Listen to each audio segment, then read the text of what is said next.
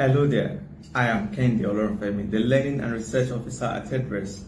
Join us this Saturday for another exciting School Growth Academy SGA webinar where we'll be exploring the topic, implementing and understanding data-driven decision-making in education. So in this SGA webinar, we'll be exploring the principles of data-driven decision-making in education. That is, what are the needs for data-driven decision-making in education as a teacher, as a school leader, the principal, as a school owner, even as parents at large. There's need for us to use data in making decisions, in analyzing it, right, for our children, for our learners as well. So also, we'll be looking at the benefits of data-driven decision-making. We're going to be exploring the challenges of data-driven decision-making, and also we're talking about the ways of implementing data-driven decision-making in education. These and many more are things that we'll be exploring in our SGA this Saturday. Join us and I hope to see you there.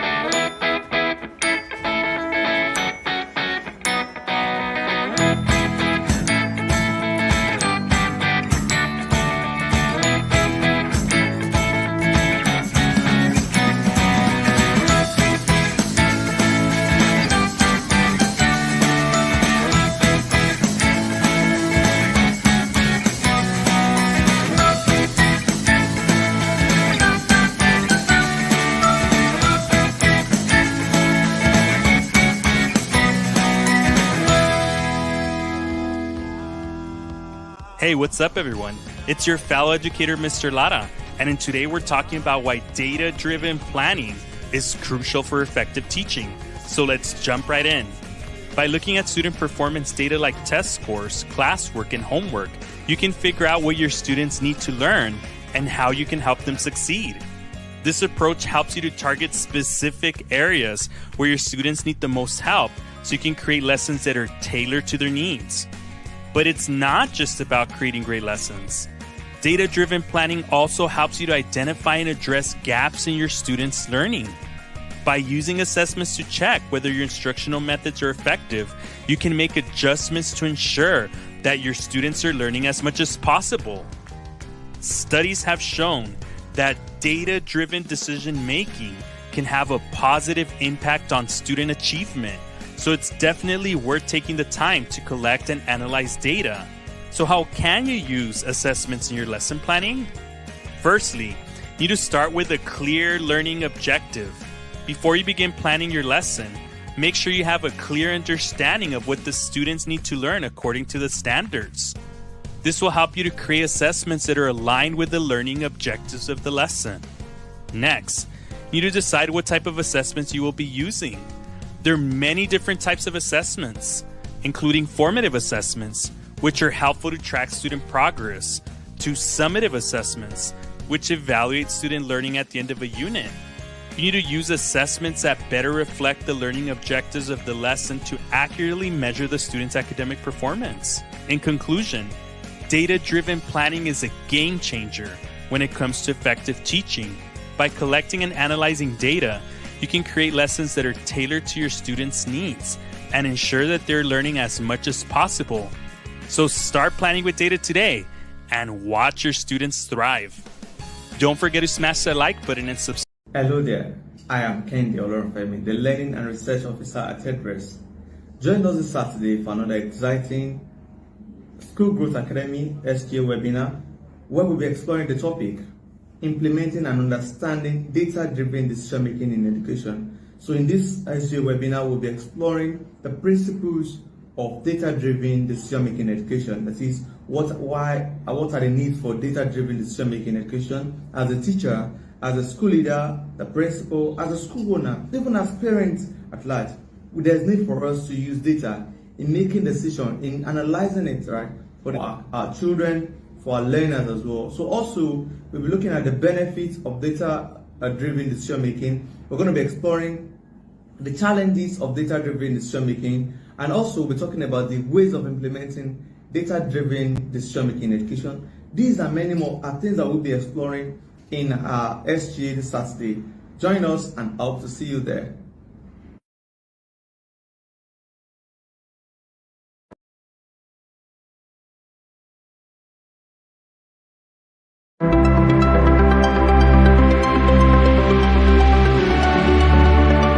Ladies and gentlemen, may I have your attention, please? 10,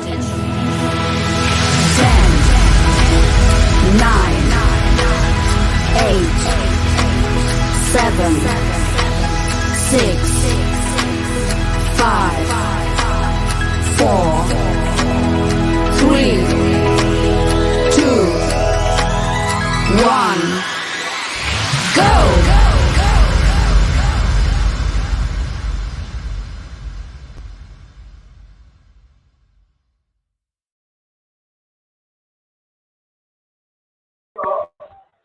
Good morning, everyone. Good morning, everyone. You're welcome to another exciting SGA webinar at School Growth Academy. It's been a long time we've been with you. So today we have a very good topic. It's going to be an interactive topic that I believe uh, both school owners, teachers, parents, even students, everyone is going to tap in and get one or two things to take home from today's webinar. And today we have our powerful speakers on ground, and we have a wonderful speakers on ground, and they are ready to dish out some of ideas in understanding and implementing data-driven decision making in education. So at this time, please kindly type in your name and your location where you're joining us from for today's webinar. So let's quickly do that. All right. I think I will use this medium to introduce our speakers that we have on ground for today. And the first person is the CEO Edvest. That is Mr. Dimeji Falana. Mr. Dimeji, we are glad to have you on board. Good morning, sir. Thank you. Good morning. Thank you for all right, inviting me. I hope you can hear welcome. me very well and it's very clear. Yes, you're clear and audible, sir.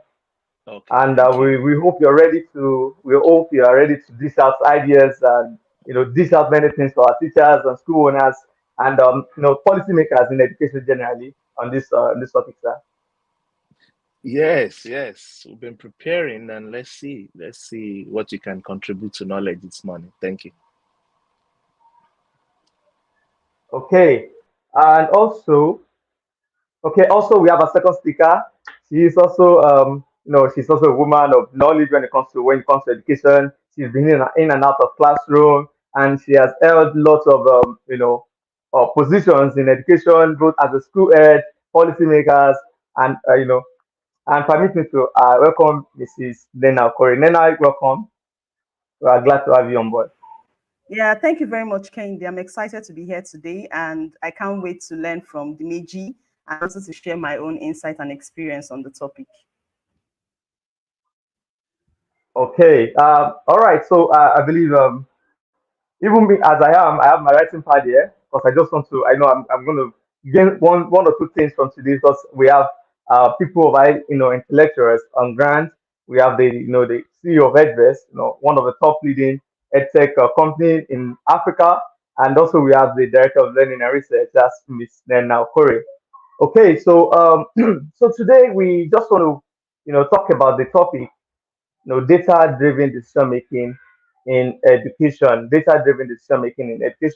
And before we delve into that, we just want to take a commercial break to watch an intro video on data-driven decision making. Hey, what's up, everyone? It's your fellow educator, Mr. Lara, and today we're talking about why data-driven planning is crucial for effective teaching. So let's jump right in. By looking at student performance data like test scores, classwork, and homework, you can figure out what your students need to learn and how you can help them succeed. This approach helps you to target specific areas where your students need the most help so you can create lessons that are tailored to their needs. But it's not just about creating great lessons.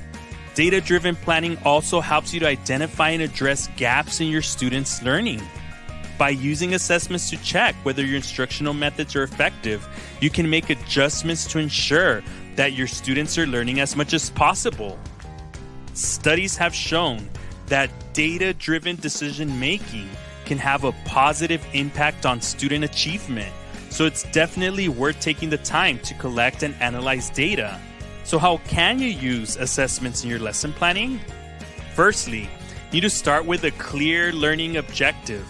Before you begin planning your lesson, make sure you have a clear understanding of what the students need to learn according to the standards.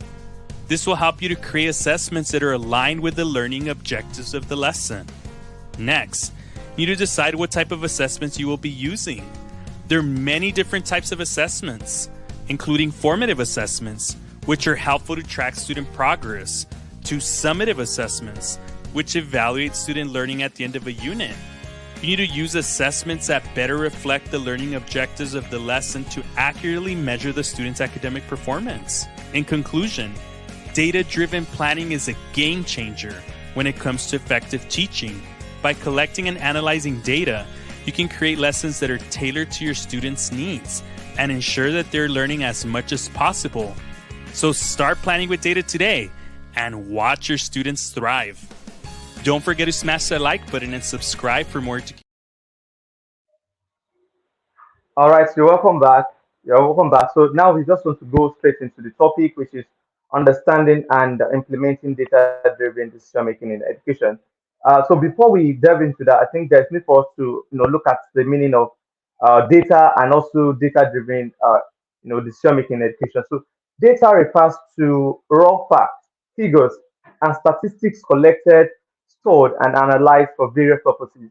The figures you collected from it could be from let's say for example your learners, it could be figures of their results or their scores in their formative assessment, be it classwork, be it homework, be it tests, right? Could be biology tests and any form, and it could it can also be in form of numbers, it can be in form of text, images, audio, or any other format.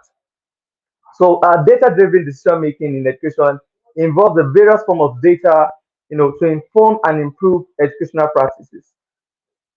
It enables educators, administrators, the policymakers to make evidence-based decisions aimed at enhancing student outcome and also identify areas of improvement and optimizing results.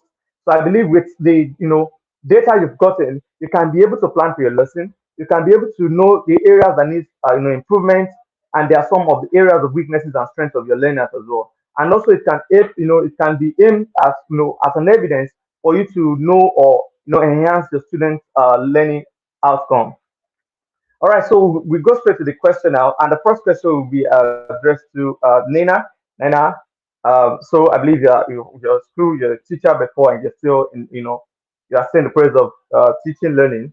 All right, so Nina, what are the key benefits of adopting a data-driven approach to decision making in education, and how can it improve student outcome? Now, I'm asking you now as a teacher and as no, as my look, let's say head of school, right? So to say, yeah. Yeah, so there's a famous mantra that I always say, which is data is life, right? I keep saying that data is life, not just in education, in everything that we do. Even in your personal homes, you need to keep track of what is going on in your home. You need to keep track of how you're spending. You need to keep track of how you're making decisions in your own home. So that's at the micro level of planning. Now, when you come to education, it's a pity that in this part of our world we have not really cracked the idea of using data to solve problems, right? You just see laudable projects all across the country or all across various institutions, and then you do not see a kind of strategic planning into that project or into that idea. And at the end of the day, you see the idea flopping or failing because planning has not gone into that. And one of the first steps for planning is to know where you are, is to know what you have, is to know where you are before you even plan on where you're going. And That is where data comes in. So as a teacher, I thrived on data. In fact, I did not perform any magic as a teacher, winning awards or getting into the hearts of parents. I just used data because when you have data, it reduces the stress that you have as a teacher because you already know where that child is coming from. You cannot just walk into the classroom and teach a set of students without understanding where they are coming from or where they are, right? And that is why in schools, you have what we call entry tests, for example. Entry test is very good, but how about knowing where that child has been for the past 2, 3 years as a student? Maybe the child is coming from another school. And in other parts of the world, they don't joke with this previous history of children. If many of us who are in the diaspora know that when you want to register your kids into any school in other parts of the country, other parts of the world, they would ask for their last 3 years results. They would ask for their last 3 years results for you to be able to know how well they are doing. So it's very important that we take data very seriously in this part of our world. Now, after the teachers, you have the policymakers in institutions like the administrators, right? Now, how can you set up intervention programs, set up different learning pathways and different school calendars that can help the children become better if you do not have data? What I see a lot of schools doing is doing a lot of copy and pasting. It's not bad to copy good things. It's not bad to copy whatever is happening in other schools. However, you need to ask yourself, is this what I need? Is this where we are? Is this the kind of data? Do I have enough data to back the decision I'm about to make right now? You want to have a school that has a number of equipments, right? And then you have to look at several data. You have to look at the number of students in your school. You have to look at their academic performance to know if they really need these things. You have to look at even your financial data to know if you have enough to work or embark on that project. And that is why you have to continue emphasizing on data analysis before you make any decision as an educator. Now, bringing it up to the public sector, I know Dimeji will talk more about this, but bringing it up to the public sector, we have schools where you and I know that we have overcrowded schools where children don't have enough chairs and tables to sit on. They don't have enough writing materials. They don't have enough school uniforms. And you would wonder what is going on. A lot of money is being pumped into education and into the budget for education in our country. But what is really going on? I will tell you without blinking an eye that it is because we do not use data in our country. And that is why we are here to keep speaking and advocating for the use of data, for the use of analyzed data. We have information. People think data is, after all, we already know the number of people in our country. No, analyze data. What really is going on? Where is there a learning gap? We need to ask ourselves questions. When you have data on the palm of your hands, ask yourself questions. What is going on here? What really is going on? Why is it that we're having a high number of out of school children in our country? How did this data come to be? Why is it that we are having more and more young people, some people saying that they don't even want to teach? What is going on? Why is it that we have a high level of failure in JAMB, in UTME, and our external examinations? These are the questions that we need to ask. Why is there a disparity? These are the questions that we need to start asking ourselves as educators, whether you are at the classroom level or whether you are at the management level or whether you are at the government level. And this is why we're here today. I would allow Dimeji to continue. Thank you. All right, sir, Mr. Dimeji. Okay, okay. Okay, go ahead with the question. Okay, sir. I think I'll have to the next question. I have to stop. The next I have to start from where Nina stopped talking about some of the challenges that facing in education when it comes to data-driven decision making. So what are some of the common challenges schools and educational institutions face when trying to implement data-driven decision making, and how can they be overcome? Yes, Some of thank you the very challenges. much. So you placed me side by side with a principal and educator. So I wouldn't want to go the line that Linda has gone. Because I'm a software engineer and a tech entrepreneur. I've been a teacher before, but not as at professional level as Linda.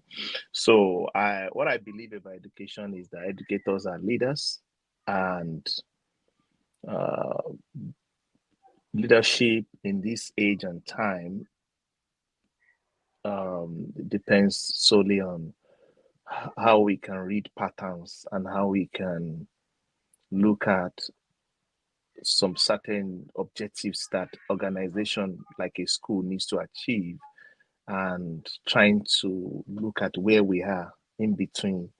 And when you look at student performance, typically there been a lot of absence of data collation and analytics uh, for several years in Africa. It's been a situation of when you go to conferences, you just hear eight out of 10 students in Africa don't learn every day. And I keep wondering who collated the data, who worked on the data.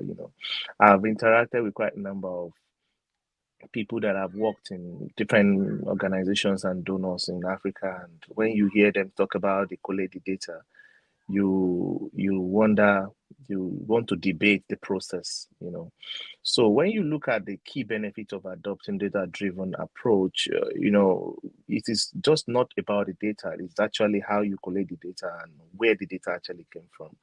And there have been a lot of people making up data about African education. That is clear. I've seen it live. People just make up data when they don't see anything. I won't mention names. Um, so if you say data-driven decision on wrong data, it means that we will take wrong decisions.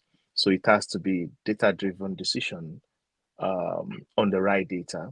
And when you talk about how to now leverage it to improve education of students, believe me, it is first by understanding the students.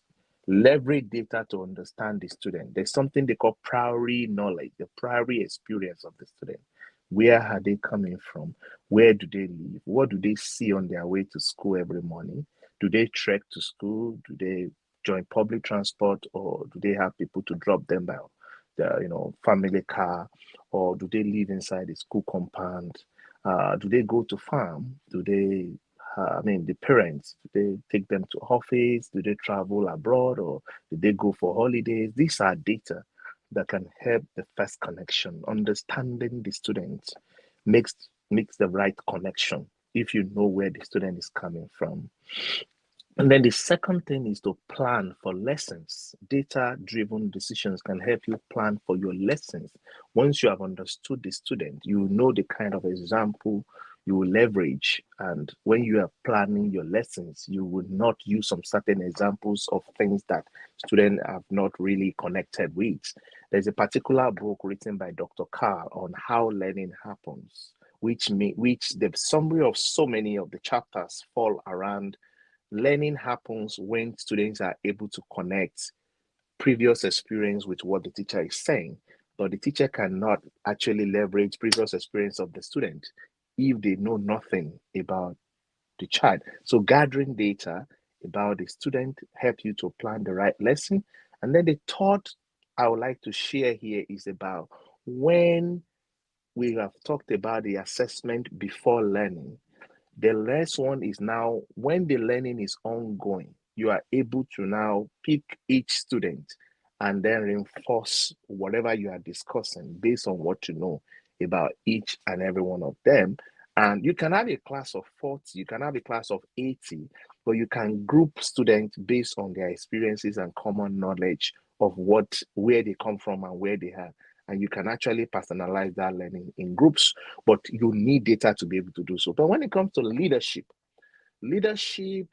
data-driven approach to improve learning for students is like creating the right umbrella around the education community and leveraging data on administration, on finance, on hiring to ensure that you have the right planning in administration, the right processes, and then you have the data of finance. There are so many school directors and even in the government sector that knows nothing about the budget that is being passed for the education and what exactly what percentage of that budget is going to books, what percentage of that budget is going for uniform, and so many things. So many school owners, even in private sector, hardly know much about their finances, so they just guess, and then whatever happens at the end of the day, that's it.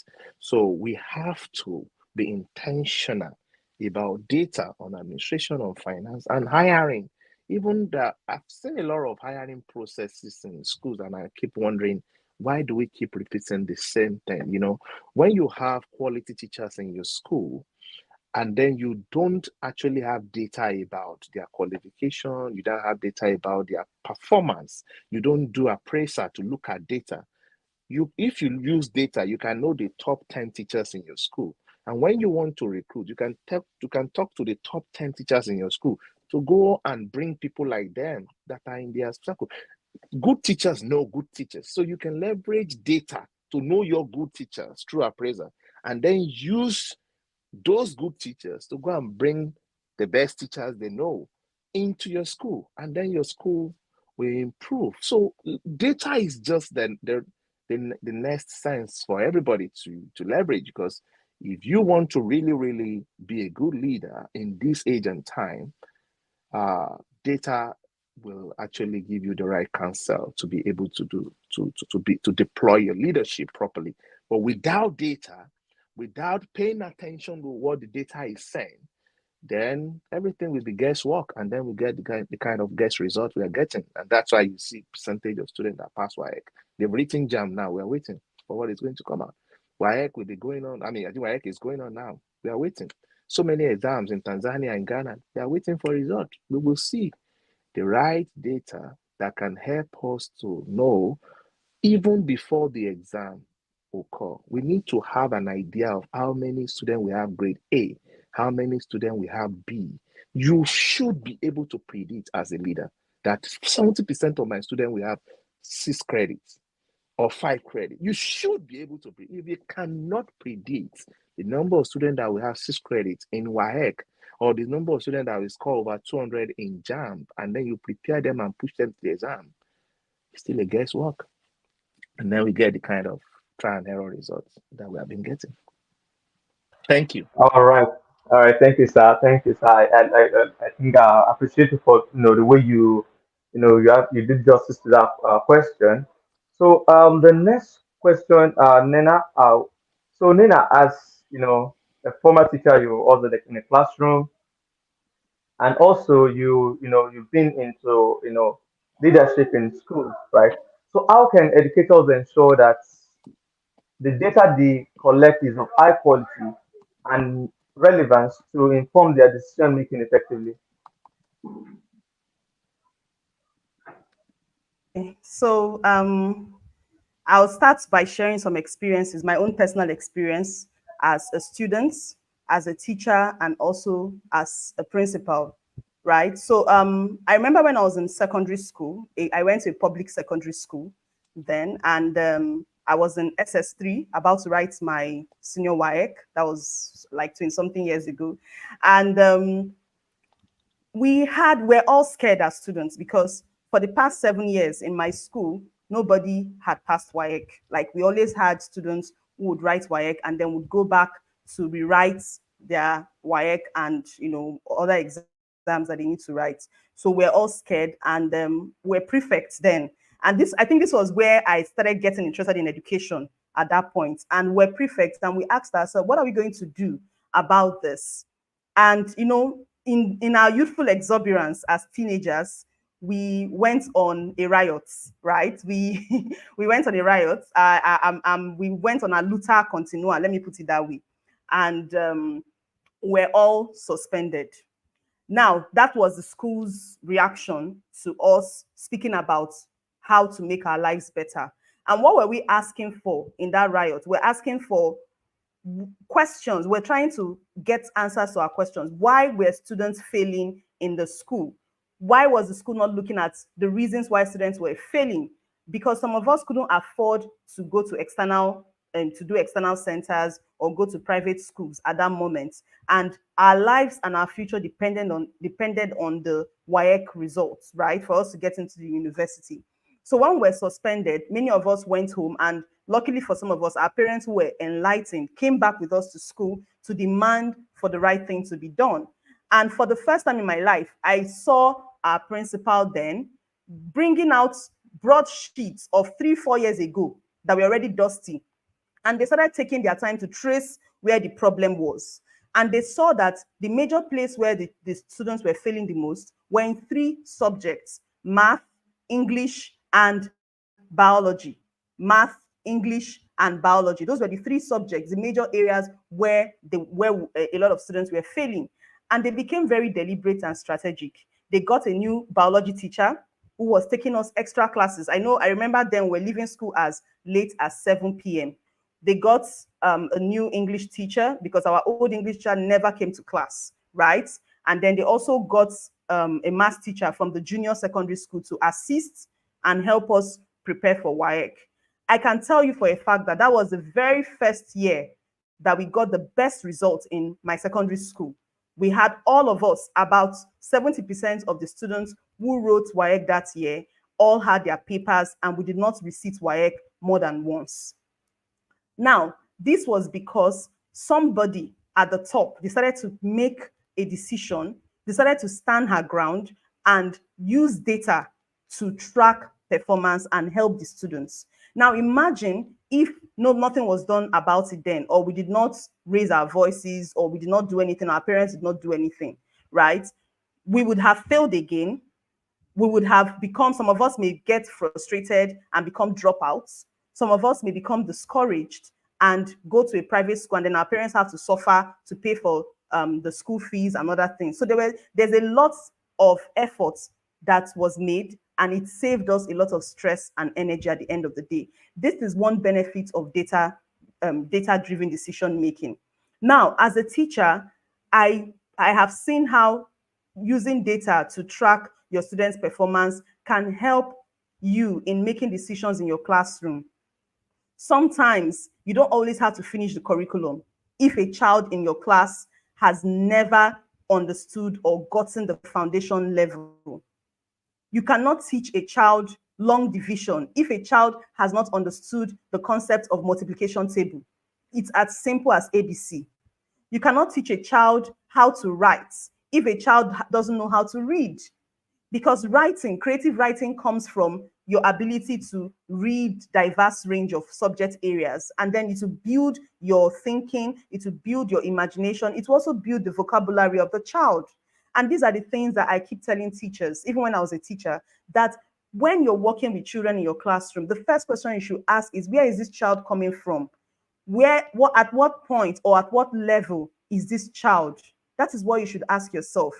Fine, when you've gotten this data, you can then use technology to drive the ease of access of data.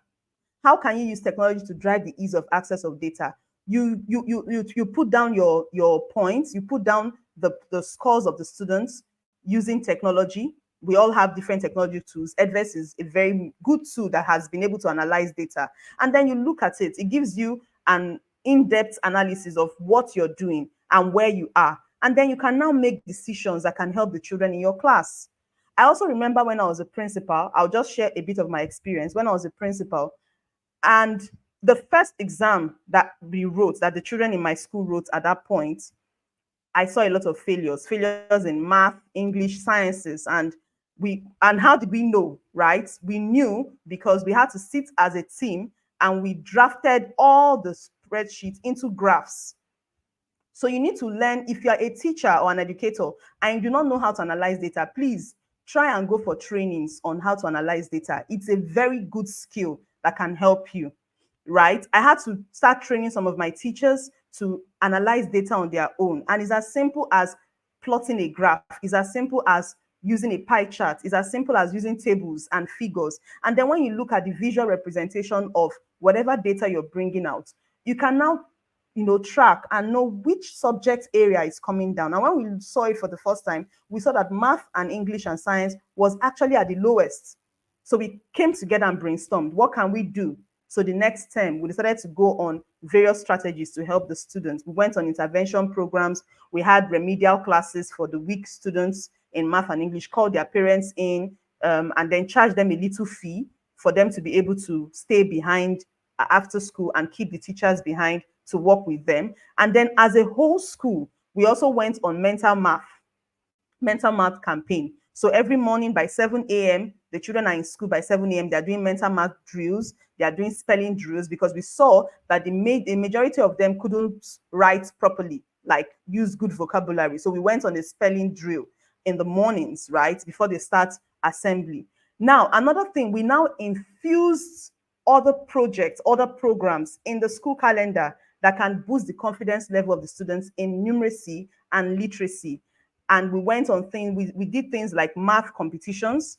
We started taking the children out for math competitions to, to challenge them. And then we also did a spelling bee competition in the school. That has never been done in the school till I joined, but we had to do that. And it worked like magic.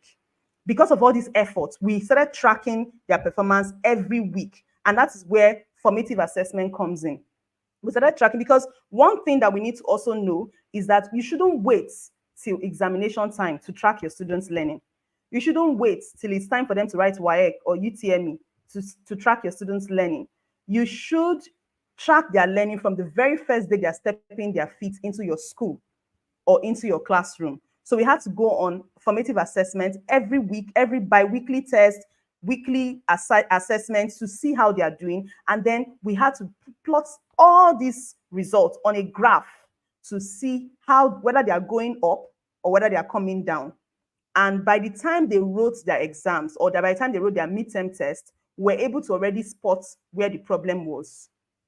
We're able to spot where the problem was. If it is the teacher that is the problem, please take your teachers out for trainings to help them improve their subject matter area, right? And then if it is the students, come up with ideas that can help them become better. When we did that term, we saw that our students became better in math and English. It was so amazing. It was so amazing. But guess what? Because we focused so much on math and English, when we checked, we now saw that some other subjects were also suffering. So we saw that physics had gone down. We saw that science had gone down. And then what did we do? We came back again to the drawing board. So it's not as if data will solve all your problems at once. No. But when it becomes a habit, a culture in your school, in your organization, in the government, you can always trace where there's a problem and pinpoint it immediately and tackle it immediately. We shouldn't be a reactive leader. We shouldn't be reactive leaders. We should be proactive leaders. Before the problem comes, you should be able to spot, you should be able to predict using data and then quickly solve it before before it even shows its face or before it comes up. If we do this, if all of us do this from our schools to the government to our homes, you would notice that when it is time to write exams, when it is time to write external examinations, a lot of our students will be coming out with A's. A lot of our students will be coming out with A's. A lot of our students will be doing so well. We will not have dropouts. We would not have children who are out of school. And I think that is the bedrock of solving educational challenges in our country, in our continent. Data is the bedrock for this. Thank you. Oh, okay, all right, Nina. Thanks for that. I think I was able to, jot a lot of things down in my notepad here. I think my notepad is filled up. Okay, Mr. Dibeji, you've been like an advocate for reimagining education in Africa at large, not just in Nigeria. Sir, then how can data be effectively integrated into processes like curriculum planning, teaching strategies, and intervention? How can data be effectively integrated into the process of curriculum planning, teaching strategies, and intervention? Yes, thank you very much for the question. The word curriculum has always been, on our table for the last how many months now? I mean, close to 2 years, and we have been looking at different things around curriculum. And the national curriculum of most countries, there's always a policy around the fact that you can't change it, you can't do anything with it. It has to be done from the top. But most of the time, we leave out the opportunity to revitalize it and use the same curriculum in our schools. We have had quite a number of people that are very good in this area that they can sit down with curriculum and spend 6 months or 1 year to rebuild out a curriculum and then make it available for a school. But in most cases, whatever idea we have in this world, 6 months is enough for it to be obsolete. So it's always a situation of when you seek 6 months, 1 year to reproduce or revitalize a curriculum or improve on it, time has gone already. It's obsolete already. New thing has come up already. So there's always number one, the speed, how we can improve, how we can bring in speed into improving curriculum. And that is how data comes in. So integrating the data, effectively to improve processes of curriculum planning, teaching strategy, and intervention. I would like us to look at what exactly do you want to have in terms of graduate outcomes. Graduate outcomes means like what kind of students do we want to produce as graduates in our school? We need to sit down and then look at examples of people that are already out of schools, that they have graduated and they are in the labor market. And then we should be able to say our students should look like these people when they are done with our program in our school.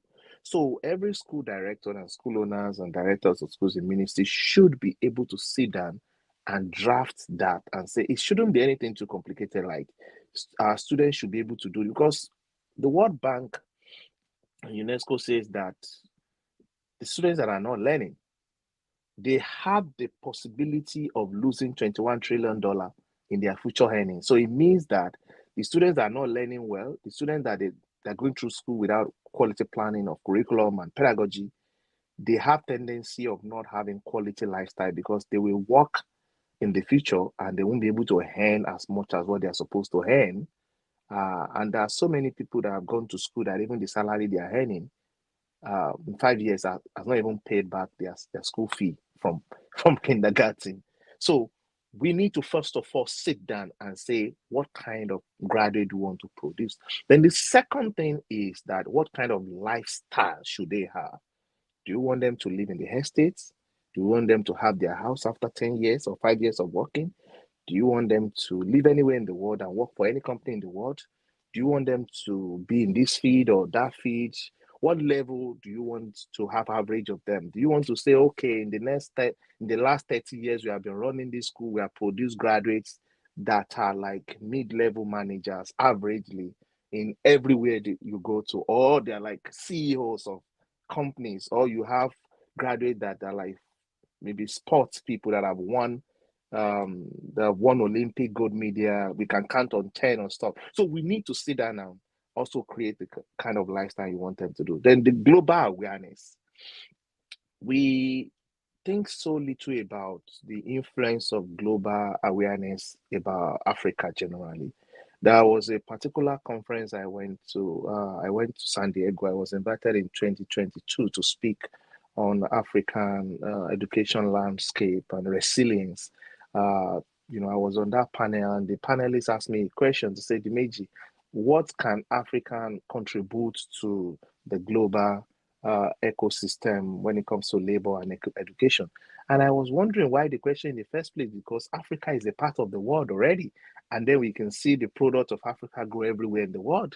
So there's no need to start to ask the question again to say, what is African producing? Because we have to be global aware. We need to know, is it the SDG? Is it fourth industrial revolution? Is it cloud computing? Is it DevOps? Is it programming? Is it accounting? Different things, global awareness. Things are happening everywhere in the world, in automobile, in health sector, and different things. We need to sit down and say, what are those global awareness activities that the student needs to be aware of when they are in the school, so that when they go out of the school, it's not a shock that, oh, now we are done with school. Then we know nothing about the world where we live. And then the next one is now to sit down and revitalize curriculum. There is a national curriculum for every country, and different curriculum have been created by different organizations and schools.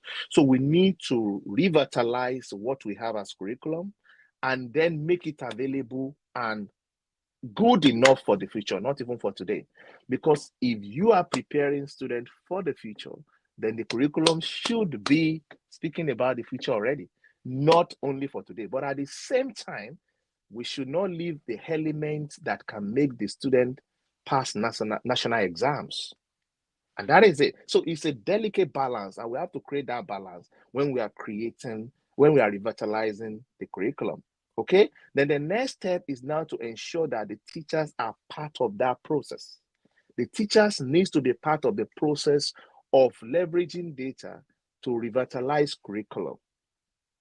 And then when we now bring in teachers, then the teachers now need to have close access to the curriculum every business day. What I mean by that is that every school, the teachers needs to have access to the content. And then when we now say the delivery of the lessons, which is the pedagogy, the teachers need to know several pedagogies, which is the style of teaching. We have experiential curriculum, we have gamify, we have project-based learning, we have different pedagogy style of delivering. Because when you try to deliver a particular lesson in experiential curriculum, if students are not having the right attainment, then you now need to create intervention. You can flip to another style of curriculum, another style of pedagogy to create that intervention for those students. If a student has fallen behind in a particular lesson using a style of lesson, then you can switch to another one. But how do you know what to switch to, even if you don't have the right data? Nina mentioned about how we have put some of these things together in a very simple way. You can actually know those students that need intervention in your class if you do the right thing in capturing data. So the curriculum needs to be revitalized. Teachers need to lead the journey. Most of the time, what we do is that teachers don't have a say in curriculum. In most cases, in fact, there are so many schools that even the teachers still don't have access to the curriculum. They just give them to say, go and write your lesson plan, and then that's it. And we cannot improve the teaching and learning through that. And then the last part of it is that pedagogy should not be static. Teachers should be leveraging data to improve on what they can do to help the children do better. When you do formative assessment, that will give you a data of learning concept to say, okay, this is where these students are. Then you use the data to say that, okay, this is what we can do for this student. Now, artificial intelligence is there on Edverse. It's no longer a news. In fact, nobody should even talk about artificial intelligence as a news anymore, because on Edverse, millions of records of assessment intervention created on Edverse. Is a lot of schools are using this already. It's no longer new. So if a school is not doing that, then they are behind already. So in planning curriculum, in using different strategies to teach, and then creating intervention, AI is there to help. There are millions of records that AI can generate for you to let you know how to help a child in different ways. And the intervention is not even only for the school, because now our AI have capability of creating intervention that parent can implement, intervention that the teacher can implement, intervention that even the student themselves they can implement, and intervention for the government to be able to know how to create intervention and then help the student that have tendency of falling behind, or those that are falling behind already. So data is at the heart of all this. Without the right data, we cannot have quality graduate outcomes.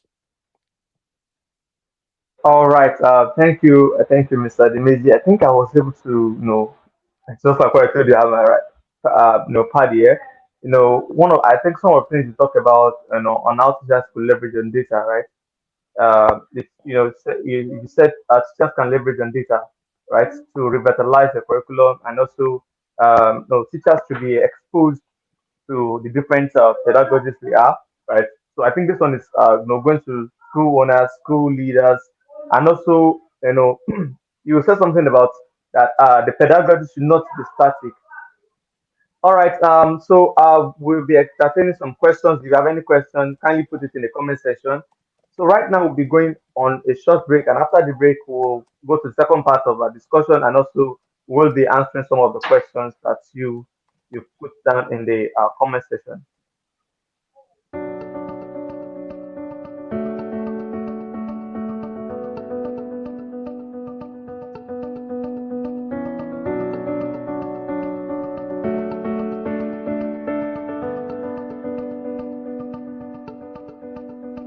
This is the seventh edition of Adverse Catalyst, and it's been so consistent over the years, and it's just been an amazing conference. So officially, this morning, on behalf of the founders, the co-founder, we want to say welcome to Adverse Catalyst 2023.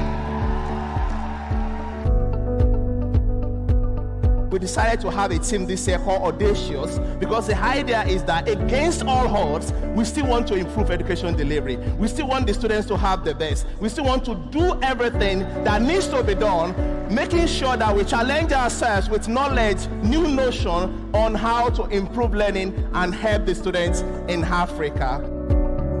We want to create a path for future of education in Africa, and we're glad that you're part of this program today. And so we try to live out social responsibility. Rather than tell them do this, we show them how we do it.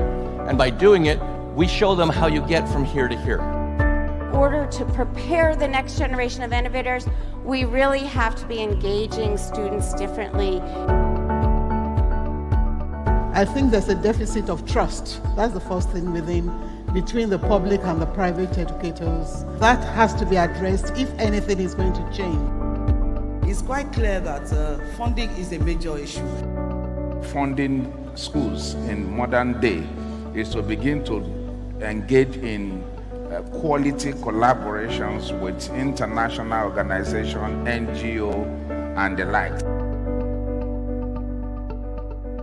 So I want to counsel us all. Let's find ways by which we work and bridge this gap by appreciating the fact that there's talent, there's knowledge, there are skills in both sectors. Parent needs to come to the realization that we are working together, and it is at the long run in the benefit of the children. So parents should find a way to ensure that the children at home are actually engaged in practicing.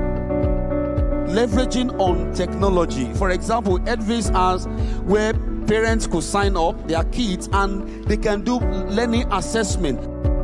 Young people learn so that we can show them the skills and tools on how to navigate life. What we want to see. All right, so you're welcome back. That's just like it's a snippet of our last catalyst. So we have another one coming up next month. I think I believe the CEO and Nena will still talk about that. Moving forward, so now we'll talk about the need for data-driven decision making in education, and we'll talk about some of the challenges that that affect data-driven decision making in education. So Nena. So Nena, what are the ethical considerations, or what ethical considerations should educators keep in mind when collecting and using data to inform their decision making? So I'm asking you now as a former principal. Yeah. Yes. So data should be protected at all costs, and countries around the world invest heavily on data protection, and that goes to show that we should also toe the same line, because data can be used for negative and it can also be used for something positive, right? So I think the first thing that a school should have, or the Ministry of Education should have, is a data policy document.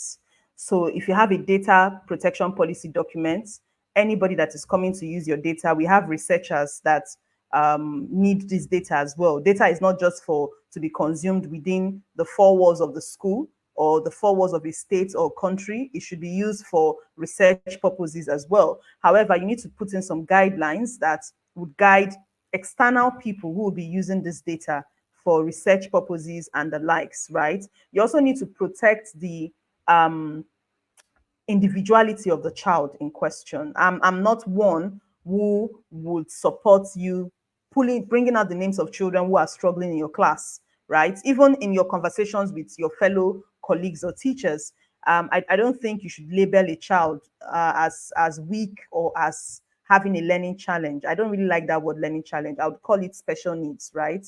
And you need to protect this sort of set of children and from the eyes of the public. Of course, you have the data, you know what is going on, but you need to create a sense of anonymity around the children. Remember, you're taking them on their zone of proximal development, according to Vygotsky. And one of the things that you need to do is to ensure that in pushing these children from one level to the next level in their zone of proximal development, you are not labeling them or exposing their personal lives to the public. So that's one thing that should always be in your data policy, as well as trying to ensure that you have steps to intervention programs, steps for intervention plans, steps for even pushing children who are high flyers beyond their level, right? You should have all these plans embedded in your data protection and data policy documents that can help guide whoever comes into your institution to be able to help such children. You should also have policies such as SEL, social and emotional learning policies, where you have to also guide against labeling and bullying of such children in the school from their fellow classmates and also teachers as well. You could also have policies that focus on best practices, professional practices for the teachers, how the teachers work with these children, what are the opportunities and responsibilities that the teachers should embrace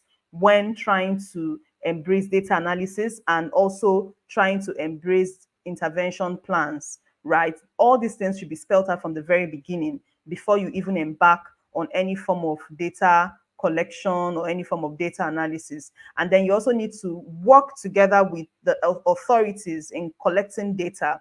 So what does that mean? That's the various stakeholders. You need to get the consent of parents, you need to get the consent of the government or the Ministry of Education, and also you need to get the consent of the students. The students are human beings as well. So if you want to do anything working with them, all the stakeholders, both the internal stakeholders and the external stakeholders, should be made aware of what you're doing to protect the rights of that child in your class or in your school. And this is what I think should form part of your data protection policy. Okay, thank you, Nina. I think before I allow Mr. Ime to answer the next question, I think there's a question in the comment section, and I want you to answer the question as former principal.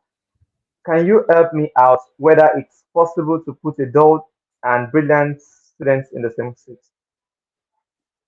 All right. So this is what we call mixed grouping. In education, it's called mixed grouping, and for me, it's the best kind of grouping because you're teaching I don't want us to use the word dull. No child is dull, right? Let's debunk that word. There's no dull child. Yeah. Every child is intelligent. Now, there are several factors that can make that child not to be performing well in your class. Nutrition is one. What kind of food does the child eat?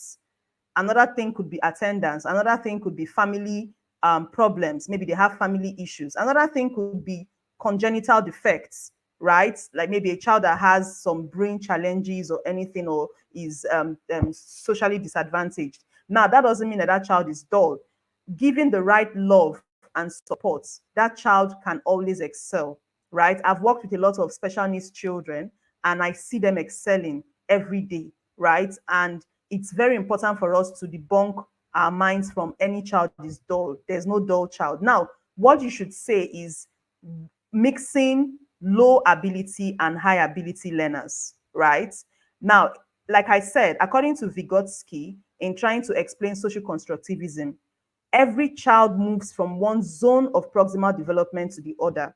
Even if children are of the same age group, even as adults, the way we learn is different, right? We learn in different ways. So if I'm learning something now, I might get it faster than my colleague who is also listening to the same teacher at the same time. The same thing happens with children. You might be teaching a very fantastic lesson, and one child is getting everything and answering all the questions, and you're feeling cool with yourself.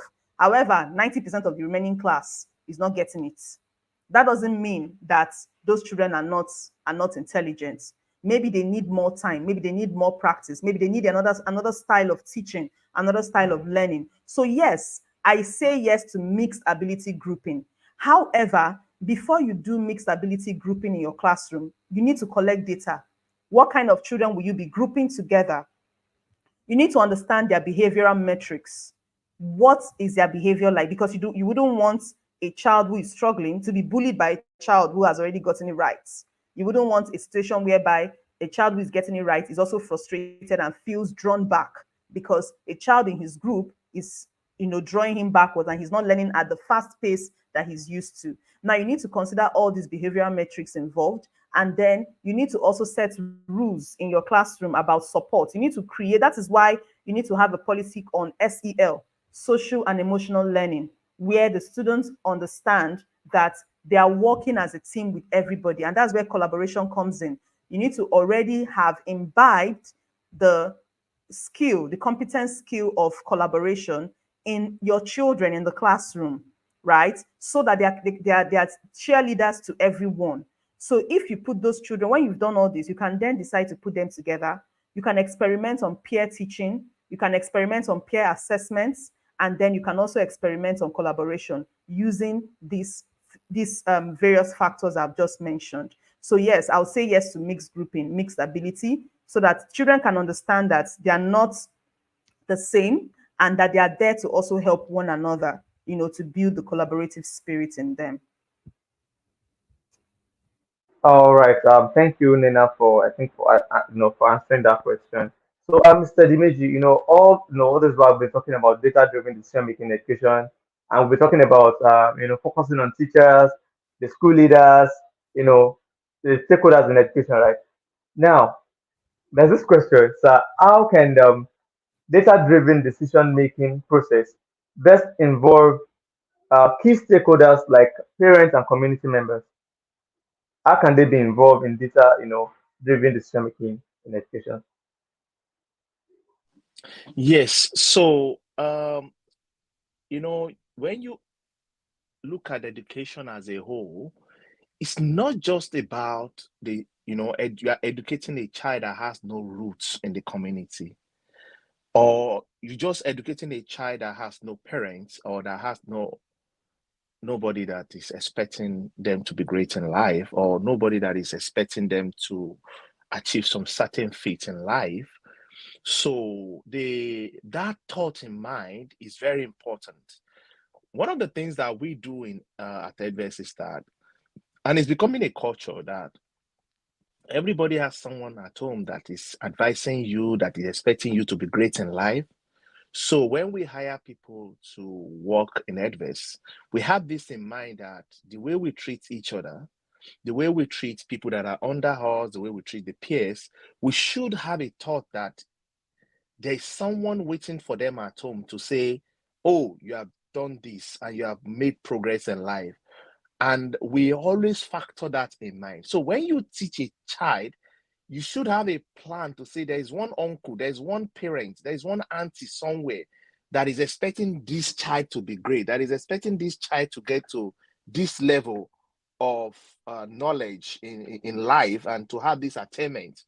So bringing the community into the thoughts when you are in front of the student makes the difference, because you will deliver lessons as though those people are just in the class with you, listening and watching you say whatever you say and deliver whatever you deliver to students, you understand, to facilitate learning. So the data we are collating needs to be analyzed, and a simple format of the outcome of the analysis should be shared with the parents in form of formative assessment and summative assessment. Formative assessment is periodical ones. We have schools on our platform that they send this report home every week, and it is as a result of what students do every week, and then they combine together for summative assessment, which is end of term. And then this particular data has a lot of value because it shows the progress. A week has gone. What has happened? Oh, in maths, trigonometric ratio, the student has understanding, maybe like mastery of 50%. And then there is a grade, there's a remark that goes with it. In English, oh, the student, they've learned how to do comprehension. The student has 70% understanding based on the assessment. And then parent gets to have information that can now help them to say that even if they want to create a family time to say, okay, everybody should be reading now. You know, when we're in primary and secondary school, our parents will say, go and read your book. They don't even know what we should read. But with this formative assessment and timely information that has the topic treated for the week, getting on the phone of the parents via SMS, via email and everything, and parents trying to know, oh, this is what they learned this week. They did 7 subjects, and these are the topics in each of the subjects, and this is the understanding of the guy. And the AI is saying, parents at home, you can use this activity, put bottles together, get to the kitchen, cook something to use that to explain this concept to your child. So family time will be more meaningful, and parents will be able to say, exam is coming, you know, you are weak in this topic, this topic, this topic, pay attention to them. You understand? You are strong in this area, just try to consolidate and just put a little bit more effort to be able to get yourself from E to B, and the one that is B, you can get yourself to A. If we don't capture the right data at the right time and have the right commitment, we won't be able to inform the community. I mean, starting from the parents well enough, and the parent will not be able to contribute. When you see parent contribution drop, when you don't see the right kind of contribution from parents, the kind of response you want to see, watch how you have been informing them about the progress of their kids. There's something that has happened. You know, we launched our product to one of our schools, one of our clients in the UK here, and when they started pushing out the formative assessment, one of the things that the parents were telling the school here in the UK was that they've never seen this kind of update, even from the government school, that is very, very funded. Like, they have a lot of bond, a lot of budget, a lot of billions of pounds for education. They are not getting that kind. But when they see those information, they respond better. The parents know how to make sense of whatever data you give to them, and then they will know how to contribute to supporting, and that is how to carry the community along, because it is important. It has to be timely, it has to be consistent, and it has to be, you know, something that is simple for the parent to understand. I've seen a lot of reports from schools that schools will wait until after 14 weeks of one term before they now write a very giant report and expect the parent to make sense of it. It is too late for some students to even catch up sometimes. But when they treat one topic, and then the parent is aware of the progress of that child in that one topic and attainment, then 14 topics in a term, parents are aware 14 times on that progress. They are able to make sense, and they can even step in. Whatever that might go wrong after 14 weeks, the parent will have been able to step in by midterm to help the child, so that the attainment and the report that will come out of the summative assessment will make sense at the end of the day. So it has to be timely, we have to be committed, and we now have AI that is helping us. There are quite a number of things we have released at EdVest, but you have not invited me to be talking about those products now. But please, if you are not on EdVest, you are missing a lot. There are just a lot happening, especially in the last 72 hours on EdVest. If the last time you log on to EdVest is 4 days ago as a school director here or as a teacher, log in now and go and see those new things that are on EdVest. A lot is happening. Thank you. All right. Thank you, Mr. Dimeji. So, Nena, I think because of time, I'll just give you this last question before we do a wrap up. So I think these are one of the challenges. Some teachers are having some issues with this. So I'm still asking you now, as a former teacher, in the education sector. So how can educators effectively communicate data insight and findings to stakeholders to gain buy-in and support for data-driven initiatives? After getting it, some of the findings. So how can Yeah. how can educators gain buy-in and support?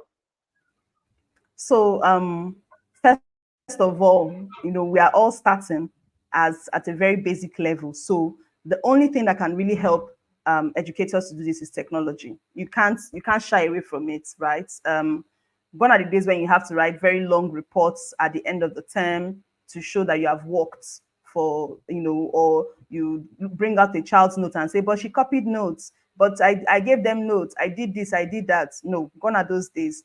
Now with technology, you can easily have a visual representation of data, right? You can see the charts, you can see the curves, the line graphs, everything, and then all you just need to do is to interpret that data. In this term, 70% scored above 50%, 70%, 30% of my children scored below 50%. And then you can also use artificial intelligence, AI, to track and to give suggestions, just like what Dimeji said. Now, when you've used all this, for example, on the Edverse platform, we have all this, right? I'm not here to market, but I just have to talk out of my own experience.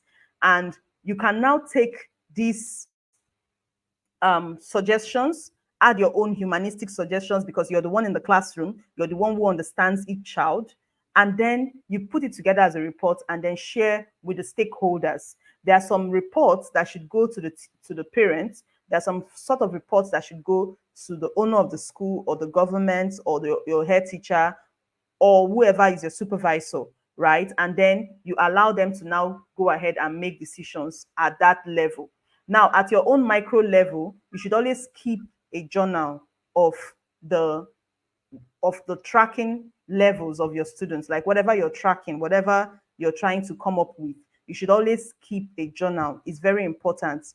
I can't even do without a journal. Now, your journal doesn't need to be a physical book. It could be something as simple as having an e-note on your phone where you're putting all these things, or so that you can easily track what is happening on the spot.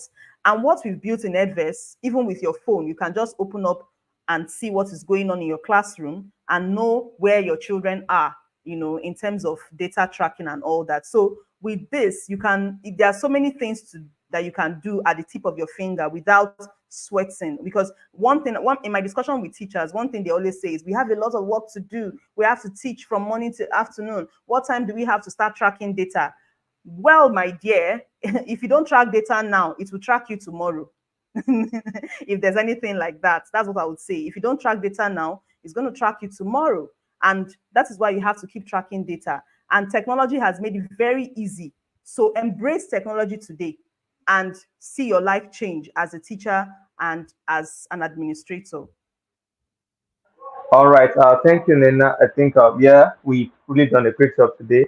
So, to wrap this, I think when Mr. Dime was talking earlier, he talked about some of the, pedagogies, of learning. So, and then I just want you to, in 2 minutes, I want you to please talk about, the pedagogy with AI. I don't know if you want to say something about that. In Yes, just two yes, minutes. I'm excited about it. It's a groundbreaking product that Edverse has developed. And in fact, I don't want to say too much about it. I just want to invite all of us to be a part of a kind of product launch. I would call it a product launch and a pilot for us to showcase what we have on pedagogy with AI. Pedagogy with AI has been able to take the national curriculum and take over 10 pedagogies or styles of teaching, put them together using AI and come up with wonderful content, wonderful lesson plans, wonderful suggestions and teaching ideas and assessments that can help your teachers and your school.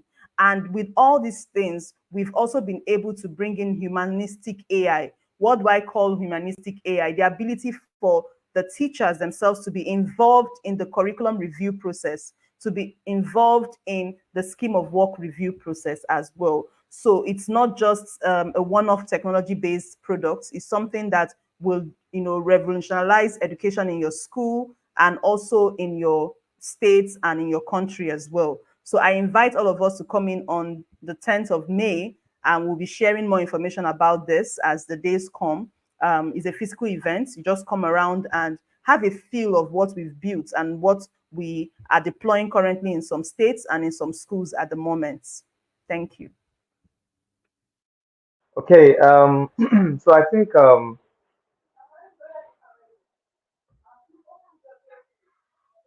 think we've been able to. I think there's a question in the chat, and the answer is directly on the screen.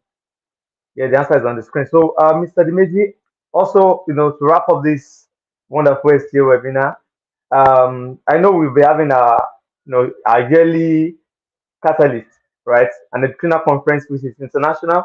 So, in 2 minutes as well, please, could you please, just give an insight of what we should be expecting in the catalyst this year?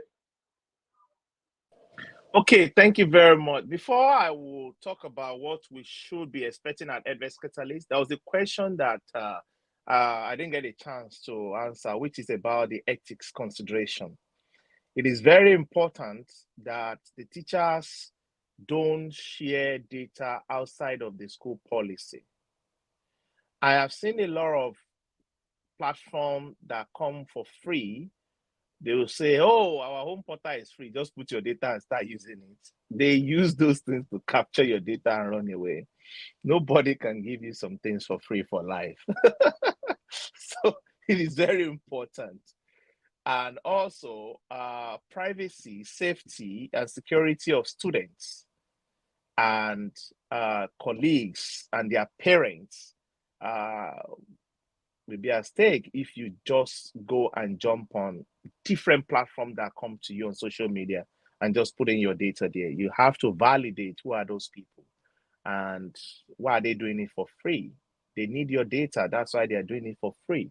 Why are they really, really cheap, extremely cheap? They need your data. That's why they make it cheap.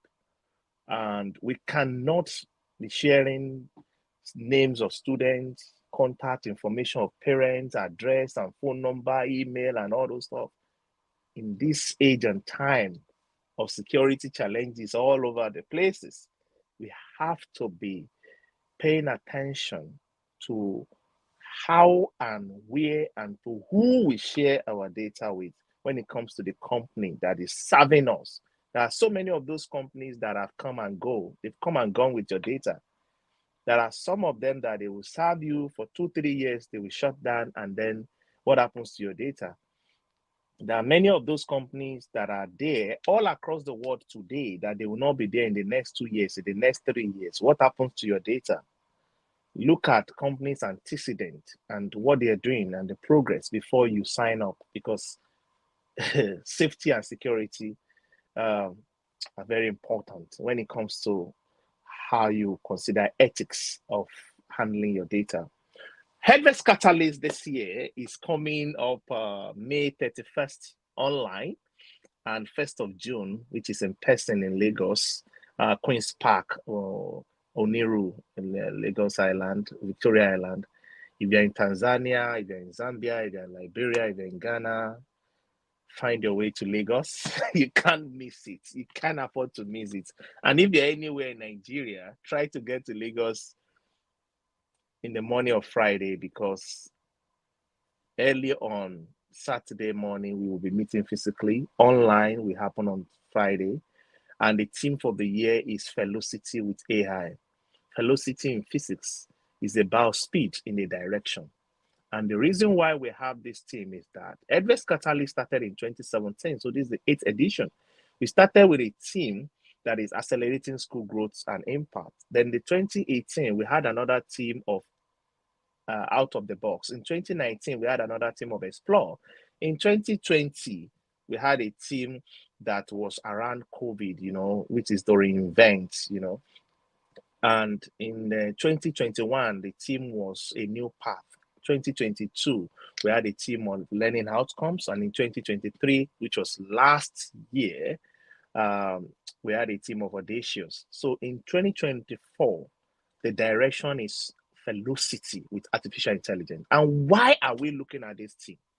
Velocity is speed in a direction. According to World Bank and UNESCO data, students' learning crisis is a big challenge all across the world. In Africa, 8 of 10 students that go to school are not learning the way they're supposed to learn. They can't perform some basic math and English assessment correctly. In Latin America, which is in South America, it's about 7 out of 10. In Europe, it's about 5 out of 10. In Asia, it's about 6 out of 10. In America, North America, is about 5 out of 10 children. So if we have 8 out of 10 children in Africa go to school and they are not learning, it means we are behind. So what we need to do is to do the right thing and then speed up with it. So that is what we are trying to do. That a lesson of 30 minutes in every classroom in Africa, 15 minutes is enough for that teacher to deliver the maximum facilitation of learning. 15 minutes. How can a teacher deliver quality lessons in 15 minutes and then use the remaining 15 minutes to create activities in the class that can reinforce the learning? So, and we are deploying massively AI to show you so many things in which you can do with AI. And, just like, Edwards is a secondary user of AI, and we have so many things that we have built in just within Edverse. You can't go to any other application. You just have to stay within Edverse to be able to do everything you can do. Teacher assessment and the teacher training and program for teachers. AI is helping you based on how you are teaching, what you have been assigned to do, your lesson. The AI is guiding you on what you can learn to be able to do so. CBT, attendance, remark, curriculum, and pedagogy. We are deploying about 12 different pedagogies that AI has trained to all our schools. And this is massive. And it takes about 6 months to 1 year to create and revitalize a curriculum by human beings that sit together. But our AI machine can train the entire national curriculum of any country within 2 weeks, and then it will bring sense out of it and make it relevant to the future that we want to teach, we want to raise the student for. So there's a lot of things that are going to happen this year at Edverse. There will be a lot of learning, and we'll focus more on foundational learning, the learning for WAEC, how students can pass WAEC, how teachers can receive the right power. And we are also doing digital leadership, how school leaders can actually govern a school that is AI driven. A lot of things are happening which nobody is bringing them together. So with Edverse Catalyst this year, we will bring all those energies together, and then we will now have strategy around how we can leverage AI. And then the question around how we can make AI equitable is also what has been on our table. And we have been fixing this. It is not just going to be an elite kind of thing. It is going to be available for the elite and even for the student in the rural area and their teachers. So it is going to be equitable, it's going to be sustainable, and it's going to be affordable for you. And we are there to hold your hand through this journey. If you have been using AI before, it's okay, but don't give up here until you see what we are going to show you at Edverse Catalyst, because it's going to be mind-blowing, and it's going to be a lot of learning. Velocity with artificial intelligence.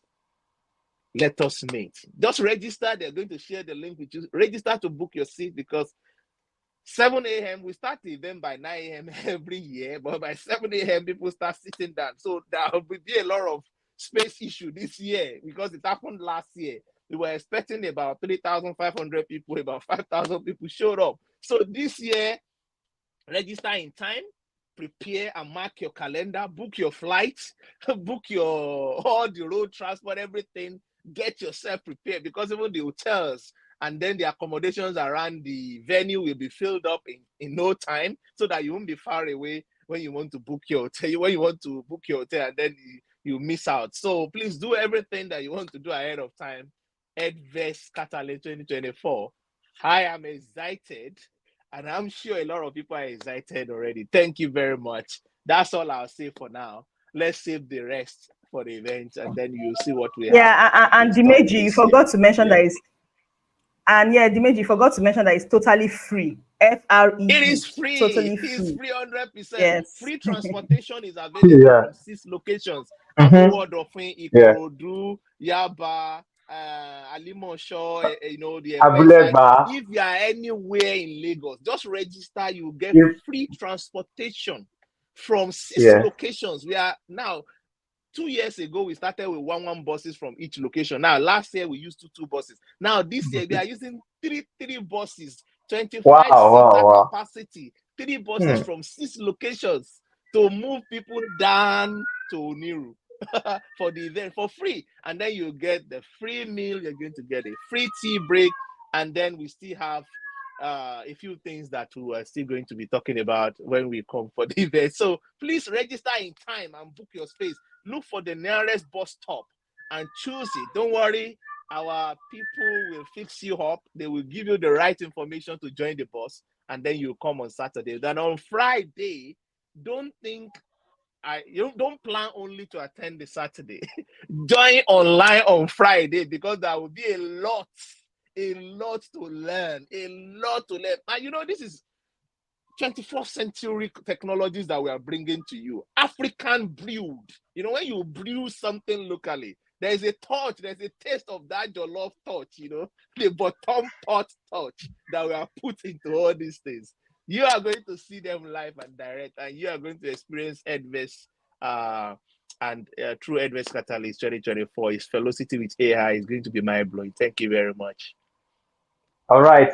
Thank you, Mr. Dimeji. Thank you, Nena, for the wonderful time even with the schedule, coming out with these ideas. And also, we are looking forward to Catalyst, right, 2024, which is Velocity with AI.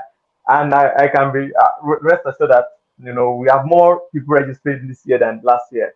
Because, Absolutely. from the reviews we got last year, you can see a lot of people, they learned a lot of things. And this year again, most teachers are looking forward to learning more things this year as well. So on this note, we could have continued, but time is also a constraint. So on this note, we are saying goodbye for this month, SGA. Next month, we're looking forward to be here again, also to have another exciting moment also on our School Growth Academy. All of us at TEDRES, our vision is just to reimagine education and to make learning easy. So on this note, we're saying goodbye to everybody. See you next month. Bye, guys. Bye, everyone. Bye. Bye. Thank you for joining.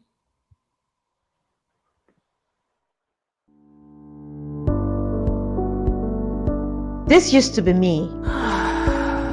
Not anymore. With EdVest, I can oversee and access all my school records from any part of the world.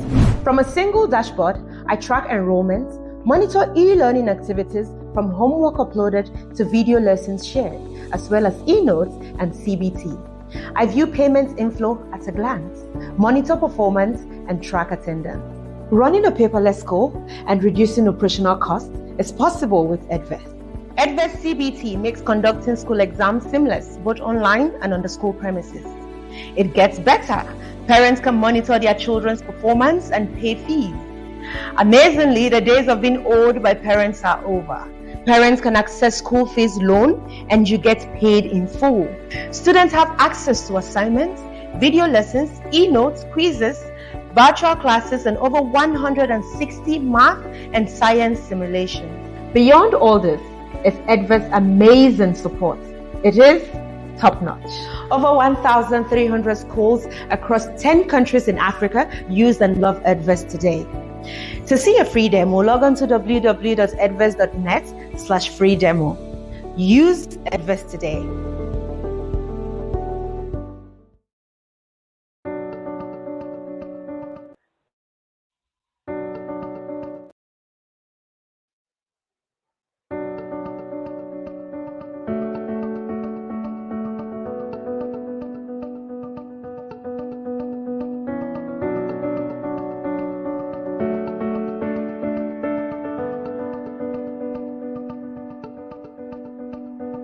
7th edition of Adverse Catalyst, and it's been so consistent over the years, and it's just been an amazing conference. So officially this morning, on behalf of the founders, the co-founder, we want to say welcome to Adverse Catalyst 2023.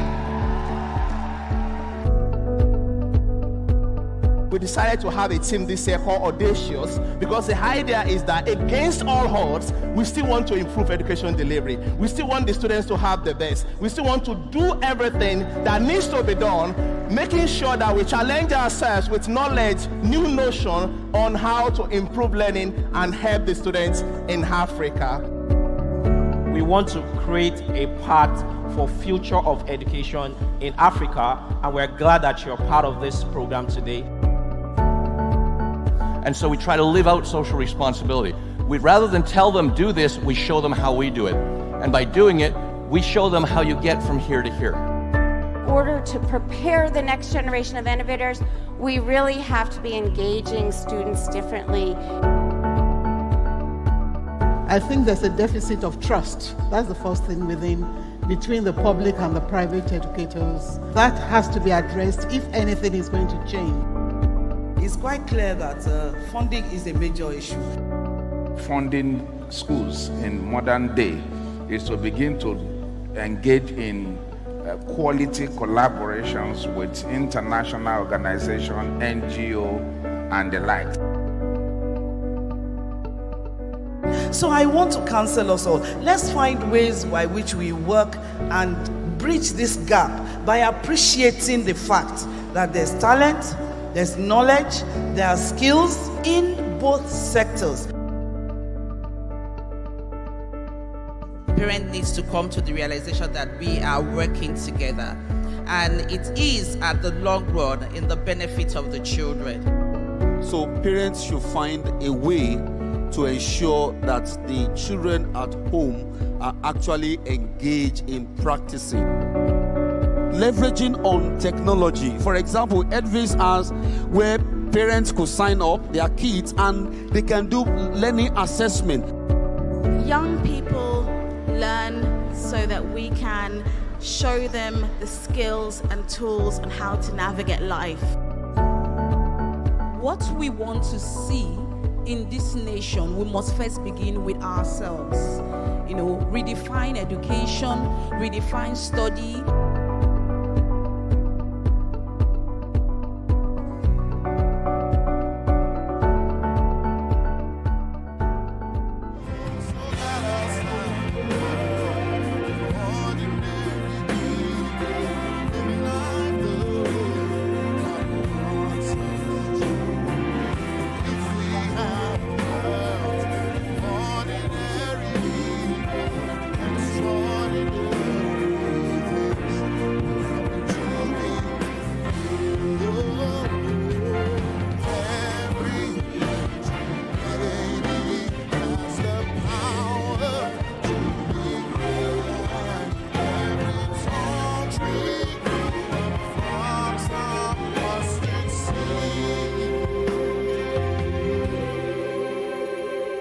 No ordinary children.